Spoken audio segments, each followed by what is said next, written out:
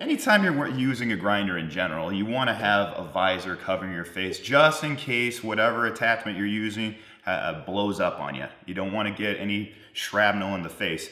Next thing, when you're grinding with a stone, it's very high decibel sound, very loud. So you want to have some kind of ear protection as well.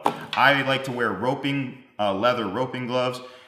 Note, don't wear any synthetic gloves like mechanics gloves when you're grinding.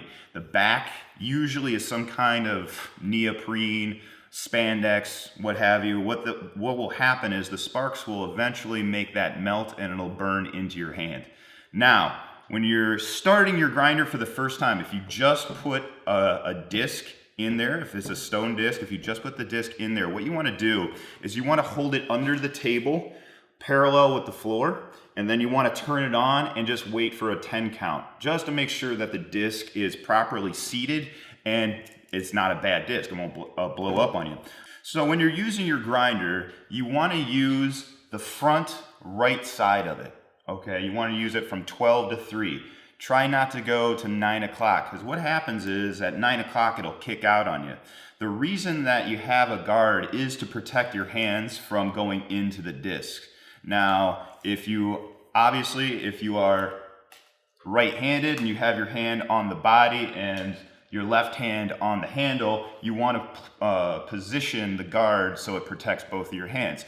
For those of you that have decided not to use guards on your grinders, I don't recommend it, the manufacturer doesn't recommend it, but for those of you that aren't going to use guards, please be very careful. Don't point your fingers. I know this sounds kind of obvious, but some people, when they're grinding, they'll get fatigued in their hands. They'll go into re-grip and off comes the finger.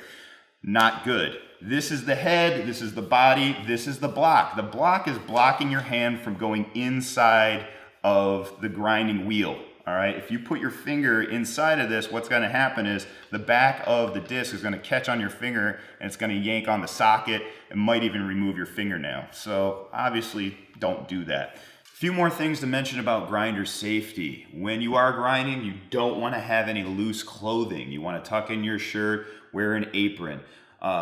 Your clothing can catch on the wheel, and what happens when it catches on the wheel, it'll zip right into you. That can cause some pretty bad injury. So don't do that. Always keep the disc in your vision. You don't want to, sit right here and go to your knee like so, because what's going to happen is you're not going to be paying attention. You're going to be looking at your piece or what have you, and then you're going to nick your knee or something like that. You don't want that to happen. Now, the cord.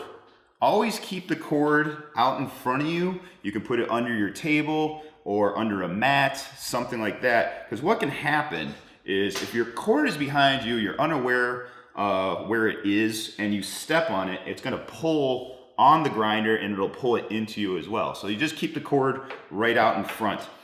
Now, all of the pieces that you're grinding on, make sure they're secured. You want them clamped to a table, or better yet, put them in a vise. So they're secure, they're not going to fly away on you. Never hold your piece with your hand to try to grind with it. That's just asking for trouble. Be safe.